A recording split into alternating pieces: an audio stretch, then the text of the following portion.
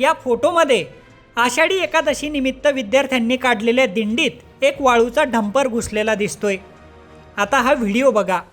या व्हिडिओत जेव्हा त्या डंपर चालकाला लोकांनी जाब विचारला तेव्हा त्याने डंपर वेगाने रिव्हर्स घेतला आणि तिथून पळवून नेला।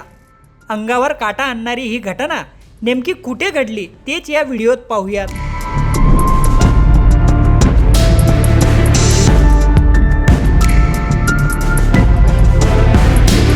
जळगाव जिल्ह्यातील मुक्ताईनगर शहरात भर दिवसा वाळू माफियांची ही मुजोरी पाहायला मिळाली। मुक्ताईनगरच्या जेई स्कूलमध्ये आषाढी एकादशीच्या निमित्ताने एक दिवस आधी लहान मुलांच्या दिंडीचं आयोजन करण्यात आलं होतं। दिंडी उत्साहात रस्त्यावरून जात असताना नंबर प्लेट नसलेला वाळूचा एक डंपर थेट दिंडीत घुसला।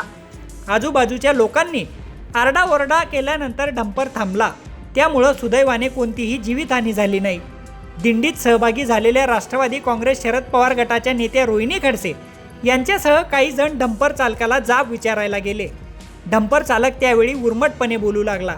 त्याने त्यांच्या अंगावर डंपर चढवण्याचाही प्रयत्न केल्याचा आरोप आहे। लोकांची गर्दी पाहून चालकाने डंपर रिव्हर्समध्ये नेला व थोड्या अंतरावर जाऊन वाळू रस्त्याच्या कडेला ओतून पळ काढला। या घटनेनंतर रोहिणी खडसेंनी गंभीर आरोप केले आहेत। एका डंपरवाल्याने हे केलंय। आमच्या शाळा आहे माझी इथे जगजीवनदास इंग्लिश मीडियम स्कूल, त्या शाळेची आज दिंडी सोहळा, मुलांचा सगळा दिंडी सोहळा आज पार पडत होता। जवळजवळ 1,500 ते 2,000 विद्यार्थी या दिंडीमध्ये सहभागी झालेले होते। उद्या आषाढी एकादशी आहे आणि या आषाढी एकादशी निमित्ताने आमच्या सगळ्या शाळेतल्या मुलांनी तो उत्सव साजरा करायचा म्हणून ते रस्त्यावरती उतरून दिंडी महोत्सव आम्ही सगळ्या विद्यार्थ्यांसोबत साजरा करत होता। तिथे एक डंपरवाला आला, जो डंपरवाल्याने आमच्या ह्या मुलांच्या दिंडीमध्ये ते डंपर घातलं। त्याला फटकल्यानंतर त्याला विचारलं की नेमकं काय आहे।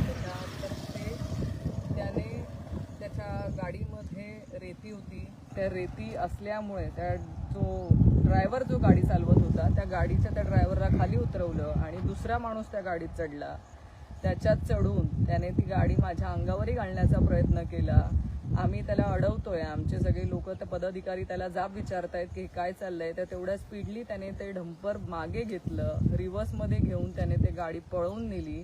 त्याचा सगळा व्हिडिओ माझ्याकडे आहे, जो मी आता सोशल मीडियावर पोस्ट देखील करणार आहे। माझी सरकार, देवेंद्र फडणवीस साहेब असतील किंवा सगळ्या लोकांना विनंती आहे आणि तुम्हाला विचारणा देखील आहे की तुमच्या राज्यामध्ये रेती, सट्टा, पत्ता हे सगळे धंदे जे काय बेकायदेशीररित्या चालू आहे, अनेक वर्ष झालेत। आता एक बघतोय आम्ही की माझे बाबा म्हणजे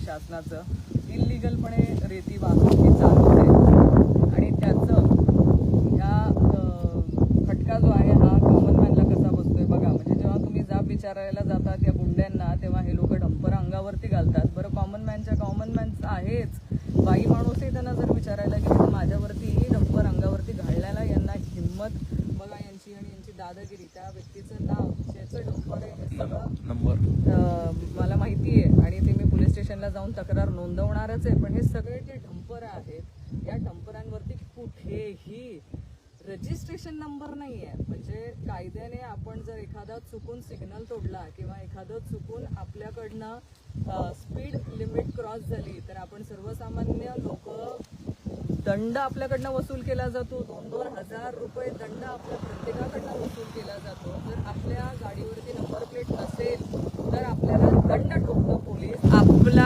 गळा, आपली कॉलर पकडून आपल्याकडनं दंड वसूल केले जातात। आणि या डंपरांना बिना नंबर कशा हे डंपर चालतात म्हणजे इथे तहसीलदारांना दिसत नाही, इथल्या सर्कलला दिसत नाही, इथल्या कुठल्या सरकारी यंत्रणेला हे दिसत नाही का?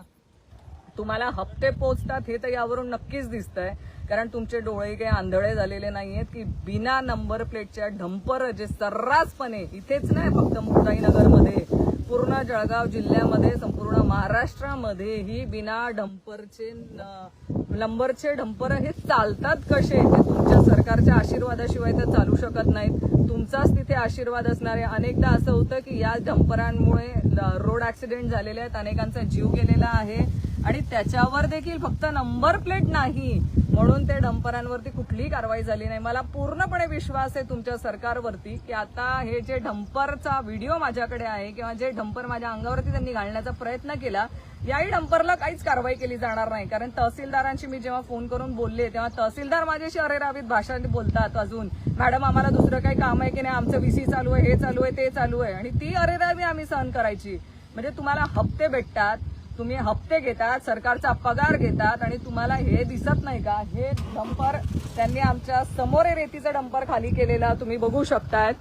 ज्यांना आम्ही अटकण्याचा प्रयत्न करतोय तर हे समोर येऊन त्याने गाडी पळवली, त्याच्या मागे आम्ही येतोय आणि आमच्या समोर डंपर तो हे करून पुढे निघून जातोय. तरी ना सर्कलवाले पोचलेत, ना तलाठी पोचलेत, ना तहसीलदार पोचले, ना नायब तहसीलदार पोचले. ह्याच्यावरून सगळ्यांनी समजून घ्यावा, हप्ता हा वरपर्यंत चाललेला आहे. त्याच्यामुळे कारवाई काही होण्याची मला काही इथे वाटत नाही की कारवाई होईल. पण तरी आमचा लढा हा चालू ठेवू आणि ह्या इल्लीगल कामांचा जाब मी सरकारला विचारत राहील. आज नशिबाने मी वाचली आहे, उद्या कदाचित असल्या ह्या बिना नंबर प्लेटच्या डंपराने कुणाचा जीव गेला, सरकारवरती गुन्हे नोंद झाले पाहिजे, एवढी माझी नक्कीच या निमित्ताने आणि या व्हिडिओच्या माध्यमातून मागणी राहील की तुमच्यावरच गुन्हे नोंद झाले पाहिजे. कारण सगळ्यात जास्त रोड ऍक्सिडेंट जे होत असतील ना, तर या बिना नंबर प्लेटच्या डंपरांनी होतात. आत्ता तरी जरा डोळे उघडून कलेक्टर महोदय लक्ष द्या आणि याच्यावरती कारवाई करा. कलेक्टर महोदयांनी पण लक्ष द्यावं आणि यंत्रणेने, सरकारी यंत्रणेने देखील लक्ष द्यावं आणि कारवाया कराव्या. जळगाव जिल्ह्यात वाळू माफियांची मुजोरी सुरूच आहे. जिल्हा प्रशासनासह पोलिसांनी वाळू माफियांसमोर गुडघे टेकल्याचं चित्र आहे. आता या प्रकरणात तरी कारवाई होईल का, असा सवाल रोहिणी खडसेंनी उपस्थित केलाय. तुम्हाला या घटनेबद्दल काय वाटतं ते कमेंट बॉक्समध्ये नक्की सांगा. प्रशांत बधाने, लोकमत.com, जळगाव.